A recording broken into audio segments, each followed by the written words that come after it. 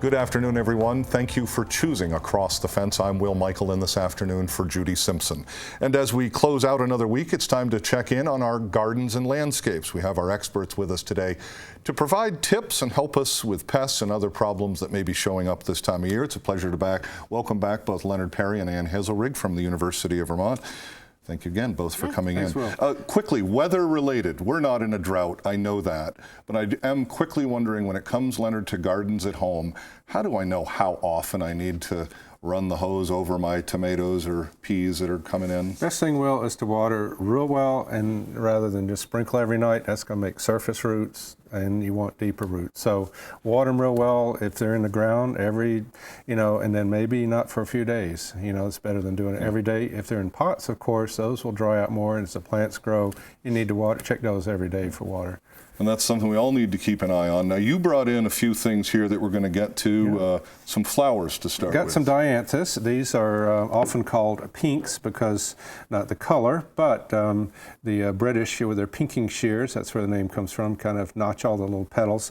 Dianthus come in annuals, biennials, and perennials, and they live for a year, couple of years, or longer. These are the biennial type. They'll grow mainly foliage the first year. Second year, they'll bloom. You might get 2 or 3 years, like we've done with these.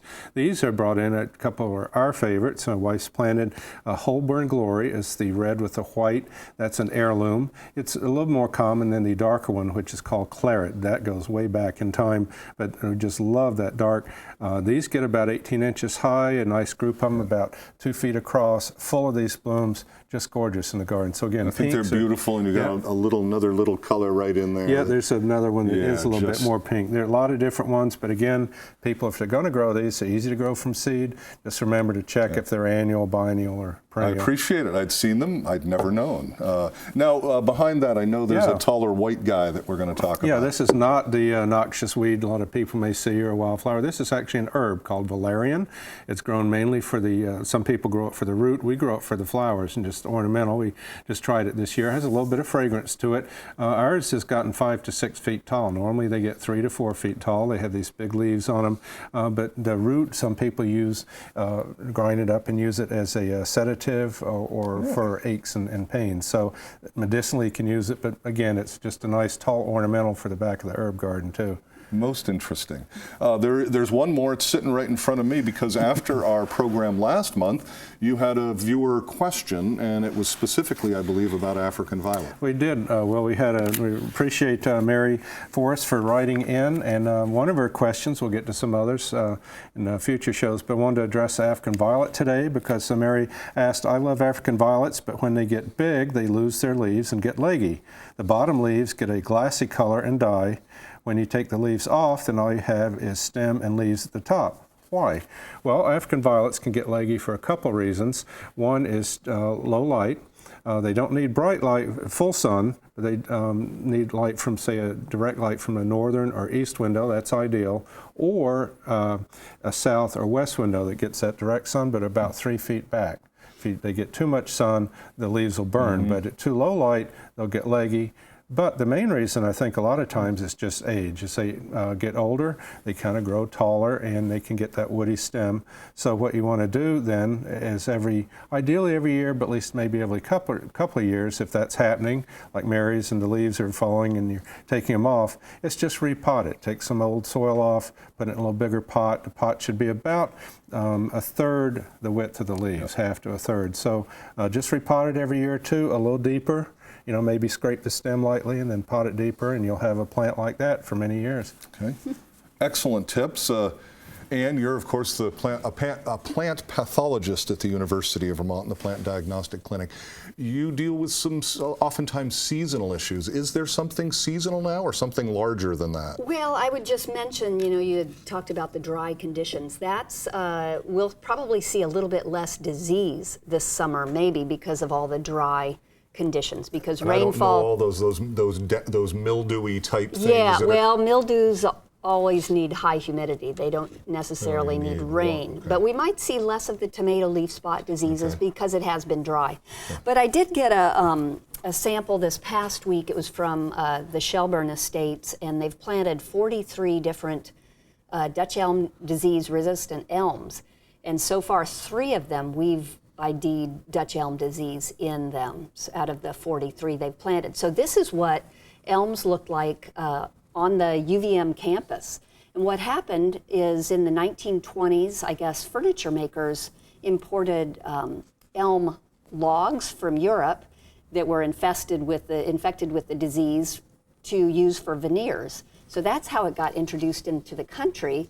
And we used to have these beautiful vase-shaped elms. This is a picture of South Winooski My mother Avenue. talked about this as growing up and seeing this, and as a child in 60s Yeah. and 70s. By then, they were largely gone. Yeah, but these beautiful elm-shaped trees, and they've tried to breed for resistance, and it's called a wilt disease. And the reason it's called a wilt is because when you diagnose, and when I got the sample in from the Webb estate, if you cut under the bark, just under the bark, you'll see browning discoloration in the vascular tissue or the water-conducting tissue, and that's the actual fungus and the plant responding to the fungus, plugging up all those water-conducting cells. So what you see as a symptom of the disease is just dieback in branches and leaves. So, it's still going on. It seems like our elms, a lot of elms, native elms, get up to about 15 years old and then they start succumbing from this disease. And it's an interesting fungus because it's moved around by a native elm bark beetle. And I've got a picture of that. They're wow. very small, but they move the spores of the fungus around from infected tree to non-infected tree. So it really can spread around. So it's just what we're seeing, these elms that were bred for resistance, the disease is overcoming that resistance. They're not immune, but they are resistant. But we are seeing the disease still in these resistant quote-unquote trees. In the large scientific community, that's a bit of a surprise, maybe? Well, I think we were hoping that these would, be a great replacement. But like I said, they're not immune, but they're probably more resistant than our typical elms. But still, Very interesting. Yeah, we're Again. finding some disease in these trees too. Okay. Well, I want to follow up with you on something that we talked about last month. You talked about the eastern tent caterpillar, and that's something that we do have a picture of the caterpillar that actually is making the tent in the tree. Right. So we see that here, and then there's another picture, and this one's going to show the actual eastern tent caterpillar. You'll see that it has a solid whitish line down the center of its back, and you told us this feeds mainly on apple, crabapple, and cherry trees. So compare those markings to the forest tent caterpillar. The forest tent caterpillar has distinct whitish key or those shoe print shaped markings. It feeds largely on maples and other hardwoods. And this is defoliating large portions of Vermont. Right. I heard from a forest entomologist actually that this has been a huge pest this year. Biggest outbreak since 2006. And that beautiful picture of the forest tent caterpillar was taken by a retired entomologist at Department of Forest and Parks. I thought it was just a beautiful picture. They are beautiful. They're native, so we don't... They are native, and they are causing all this defoliation, and the trees will bounce back. Okay. So cyclical. Yes, it is cyclical, and the trees will bounce back, and probably right about now, those larvae are big and they're starting to pupate, and so they're probably getting about done for the year. But Okay. Well, Leonard has a couple of other things, but quickly, I want to go to, you shared with me a couple of other, what I think are caterpillar shots. I'm not sure what they are, but there was a couple of other things you wanted to touch on. Right, well, these were samples that came into the clinic, or pictures. People can send me pictures of what they're seeing in their gardens and landscapes. And this was another insect that makes a tent and feeds within this webbing in Euonymus. It's called the Euonymus Caterpillar. And the picture they had sent were these caterpillars. These are all the pupae, or the cocoons.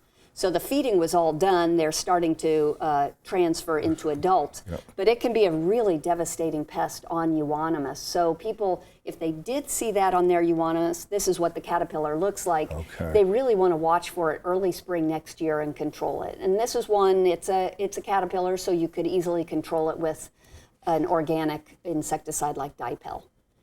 Excellent advice. All right, another pest that Leonard is going to tell us Actually about. brought a pest, nothing that's really healthy for a change. Couldn't be outdone by Ann here, but this is a house plant and it has mealybugs on it. This is called a cast iron plant. It's one that goes back a while, but this is a newer variety called Milky Way. It's all the little spots in it, which is good and bad. Good is it's attractive, and the pests, if you have them, blend right in. Well, that's bad because you don't know you have the pest because it looks like white spots. To be small and to be white? And yeah, the little white spot, they cover themselves with this mealy bit. And a Q-tip with some rubbing alcohol is really all you need to wipe them off, or you can use soap and water. If you have a lot more, I'll probably have to use that with this plant. But you may miss some. There may be some babies come up, so you may have to, every couple, 3 weeks, look for more of those. Okay. And you said rubbing alcohol. Just rubbing alcohol, okay. yeah. All right. When we're working outside, it's great to have all the right tools, and you brought a specialty tool, I brought a saw. Well, not just any old saw. Not just any old saw. This is a real business one here. A nice holster you can put your clippers in, but this is an idea I got from an arborist a few years ago. This is the type saw they use for even fairly large branches, and you can, it has teeth on going both ways, so pushing and pulling, it cuts.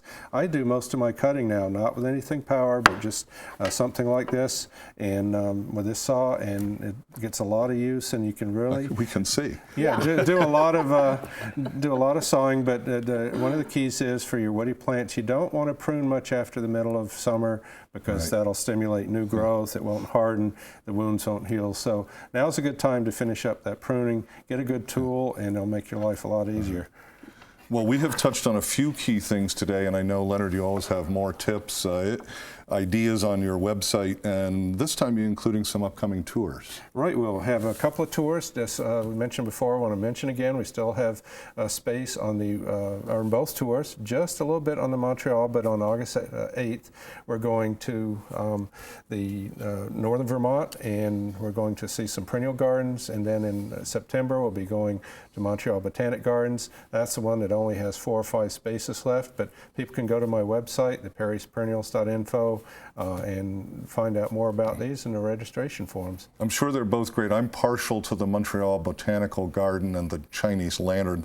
That's Monday, September 12th. If you've never seen it night and day, it's spectacular. It is. It's a world-class show.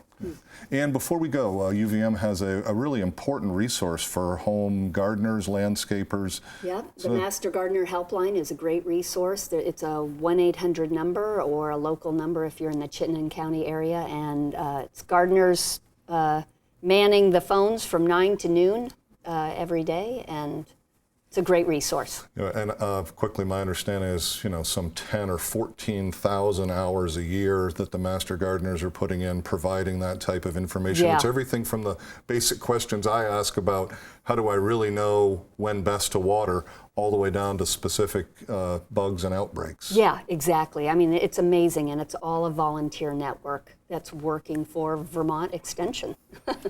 Well, it's always a pleasure to have you in. You guys bring us up to speed on a number of different things, and we'll look forward for some more updates next Great. month. Yeah, thanks a lot, Will. That is our program for today. We know you have choices, so thanks for choosing us. I'm Will Michael, inviting you to join us right back here on Monday for another visit Across the Fence.